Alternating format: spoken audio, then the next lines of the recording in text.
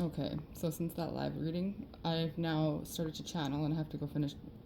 I don't know, like, I'm gonna write it down. It's just, I mean, I already cried once, but it's like a very strong channeled message from the Divine Masculine Collective to the Divine Feminine.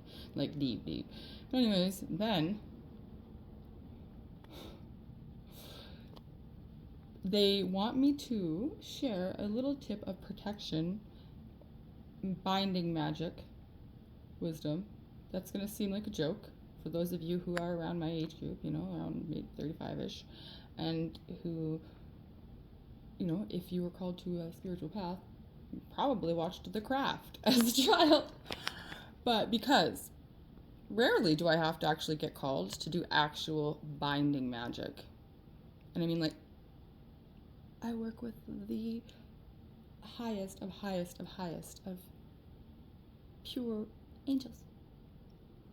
So when they find out that people did magic on me, I mean, they'll deal with some shit, but then they'll just like let me have a little heyday with finding their magic. And then like these people will keep on going on doing their little witchy woo fucking coven bullshit.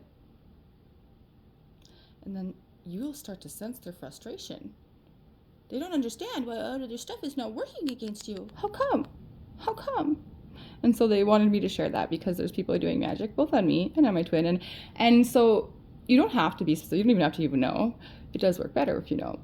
And then, like, because I won't ever taint my vibration to ever seek out and know what the divine doesn't want me to know, like, as if I would ever ruin my power for them. You know? One of them just reached back out. And so now I've just been walking around here and, like, I'll do the whole fucking kit and caboodle just for funsies. They say I don't need to anymore, but like I'll do it for funsies anyways, just so I can make it more potent. But I like to do that spell that they use in the craft when I bind people. It's my favorite because it also makes me laugh. So my inner child has a heyday. And then it's just really easy to remember. I bind you blank from doing magic, but I just change the words a little. I say no harm against yourself or no harm against other people.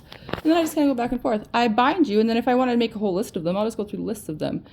And if you're going to do a whole thing with it and you know how to work with natural magic, you know, and you make sure that you're protected and you've got everything working for you and stuff, then I would suggest binding a candle and then burn that bitch to the ground and then get rid of it. But yeah, make sure that like when you are saying it, you intend it and think about them.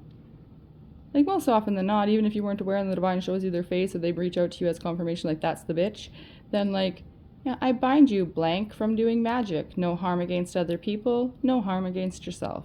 That's my thing, that's my go-to. And it works good. So let's just all repeat it together. And this is directed at anyone who's ever directed any negative energy against me or anyone who follows me or my twin flame for any reason. I now bind you by the power and authority of Alpha and Omega, by the power and authority of my soul and the soul of my beloved twin flame. I bind all of you, evildoers, from doing magic. You are no longer permitted to do harm to other people or harm against yourselves. Now you were probably wondering about free will, she says. Well, my consciousness is stronger than a million of you asleep. And what's good for the all has a lot of energetic support. What's good for only you and will hurt anybody else, well, that's got absolutely no power in this universe at all. Be a good human as you ascend. Be a good human. Always just be a good human. Love each other. And I bind you from doing magic. No harm against other people and no harm against yourself. Haha.